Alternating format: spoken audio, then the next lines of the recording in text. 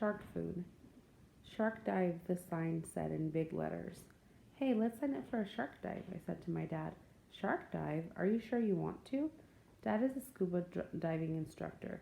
Scuba means self contained underwater breathing apparatus. He's always up for adventure, but I could tell he was worried about me. I had seen Jaws on TV several times, and recently I had read an article entitled Man Eater Shark, The Terror of the Sea, but I didn't think about that then. Of course I'm sure, I said. The sign says they take groups out every day. It's perfectly safe or they wouldn't do it, right? Dad was convinced. On the day of the dive, we loaded our gear onto the boat and headed out. There were 10 of us in the group. Our dive master, Shadrach, briefed us as we rode to the site. Sharks are dangerous animals. We must respect them, he said. He didn't need to tell me all that. I did respect sharks. Are the most powerful animals in the sea, and they have several sets of very sharp teeth. They can kill their prey in a single bite. But I try not to think about that. We would be diving with reef sharks, which aren't as dangerous as some other shark species. Weight yourself down with at least Weigh yourself down with at least 2 to 4 extra pounds of extra weight, Shadrach instructed. That way you will sink straight to the bottom and not float up. When you reach the bottom, form a circle. I will stand in the middle and feed the sharks. Hold still. No flailing around while I am feeding the sharks.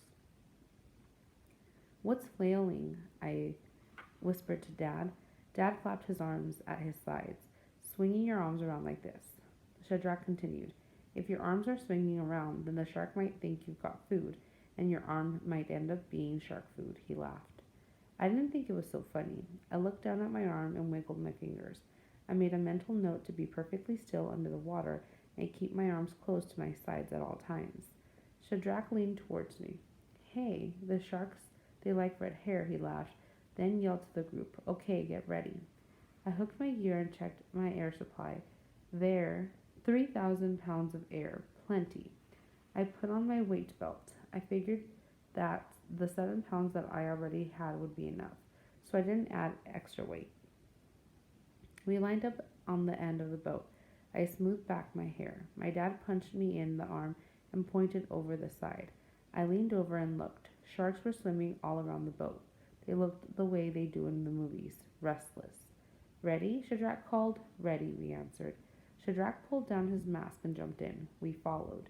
Immediately, we began sinking to the bottom with sharks swimming all around us. They were much bigger than I expected, and their eyes looked like white beads with thin black slits in the middle. Some of the sharks had small suckerfish attached to their sides. One shark had a fishing hook hanging out of the side of its mouth. We settled into our positions in the circle on the bottom.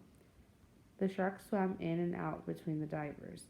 Shadrach placed his thumb and his first fingers together, forming a circle, and held it up, giving us the OK sign. We did the same to say we were fine.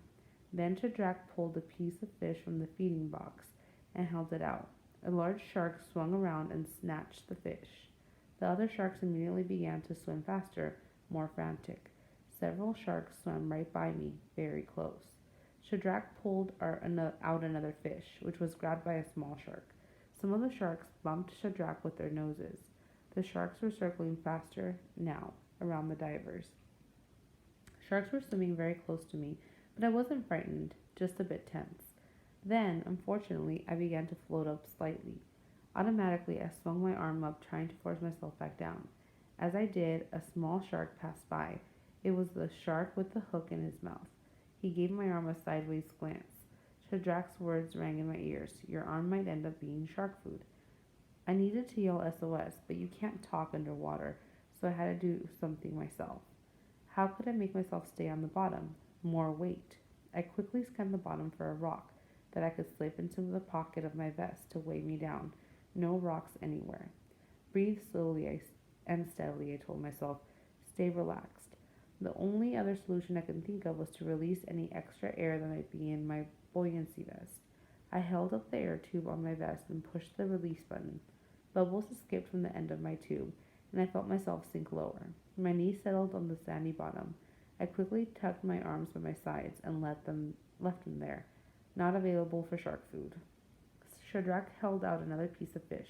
The largest shark snatched it and swam by. He didn't give me a second glance, which is just the way I like it. Number 6. What is the theme of the text? Use at least 2 details from the text to support your answer. Number 7. Which event most contributes to the problem of the story? A. The narrator didn't bring enough weight in his belt. B. The narrator decides to go on a shark dive with his dad. C. The narrator doesn't know what the word flailing means.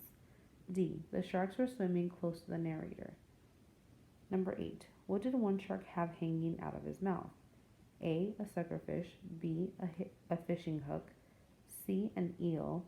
D. A human hand. Number 9. Read the paragraphs. Shadrach continued, if your arms are swinging around, then the shark might think you've got food, and your arm might end up being shark food, he laughed. I didn't think it was so funny. I looked down at my arm and wiggled my fingers. I made a mental note to be perfectly still under the water and keep my arms close to my sides at all times. What inference can be made about the narrator from these paragraphs? A. He's afraid of sharks. B. He doesn't have a sense of humor. C. He takes the dive very seriously.